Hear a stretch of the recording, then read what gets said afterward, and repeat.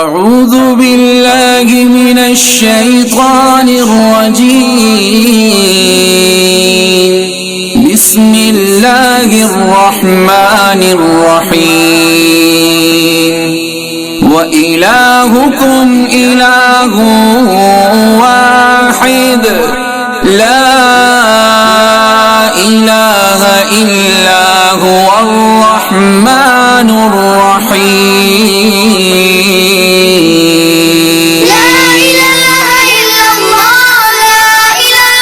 إلا الله لا إله إلا الله لا إله إلا الله لا إله إلا الله لا إله إلا الله لا إله إلا الله لا إله إلا الله لا إله إلا الله لا إله إلا الله لا إله إلا الله لا इसमें इमाम शाफी रहमतुल्लाह का जो सबसे बड़ा कौल है और इमाम अबू हनीफा रहमतुल्लाह अलैह का, वो कहते हैं कुरान का जो हक है,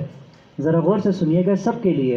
कुरान का जो सबसे हक है जिस पर झगड़ा नहीं करेगा वो कम से कम ये है कि साल में कम से कम 2 मरतबा कुरान मजीद ख़त्म हो जाए। साल में कम से कम यानी 6 महीने में 1 दफ़ा कुरान